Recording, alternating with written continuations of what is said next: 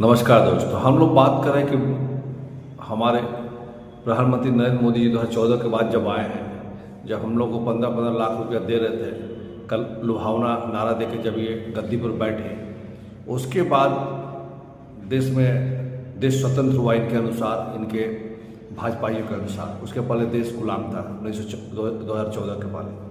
लेकिन जब से ये देश के प्रधानमंत्री बने हैं, उसके बाद देश के लोगों को परेशान करते रहे हैं, किसी न किसी संकट में डालते रहे हैं। नोटबंदी लगा के उन्होंने देश के लोगों को लाइन में खड़ा कर दिया। सैकड़ों लोग मृत्यु के गोद में समा गए। उसके बाद लॉकडाउन आया, उसके बाद जीएसटी आया, जिसके कारण ये परेशान किए। लॉकडाउन में इन्होंने परेशान किया, बिना सोचे समझे, बिना दिमाग के इन्होंने देश में लॉकडाउन लगा दिया। करोड़ों लोग इधर उधर फंसे रहे और अपने घर जाने के चक्कर में इधर उधर पैदल गए और मौत की नींद सो गए। तो इस तरह हमारे देश के प्रधानमंत्री कैसे सोचते हैं, इनके एडवाइजर्स कौन है जो इनको कौन से ऐसी सलाह देते हैं। अगर ये कोरोना के समय पहले ही लोगों को जाने की याद 15 दिन 20 दिन कर देते तो लोग अपने घर चले जाते पूरी सुविधा के साथ धीरे धीरे। तो क्या होता, जब कोरोना पीक पर था तो हमने ओपन कर दिया, मार्केट खुल गया, लोग बाजार करने लगे, इधर उधर जाने लगे।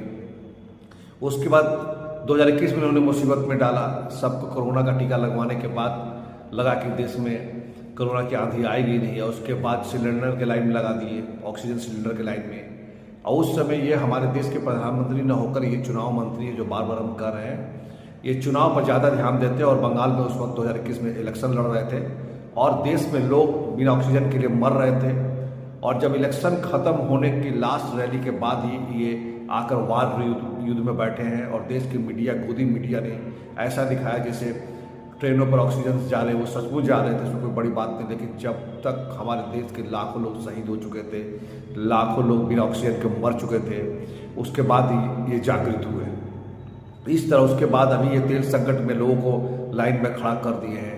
तो ये हमेशा मुसीबत इनके कारण आ रही है और इनका कोई भी भविष्य की नीति नहीं रहती है, किसी तरह का कोई सोच समझ नहीं है कि कैसे इस देश को सही तरीके से ले जाया जाए और लोगों को कष्ट नहीं हो। दूरगामी सोच तो है ही नहीं, क्योंकि जितने भी मंत्री नेता हैं इनके सारे लोग सिर्फ उद्घाटनकर्ता हो गए हैं। किसी भी प्रेस कॉन्फ्रेंस किसी को करना नहीं है।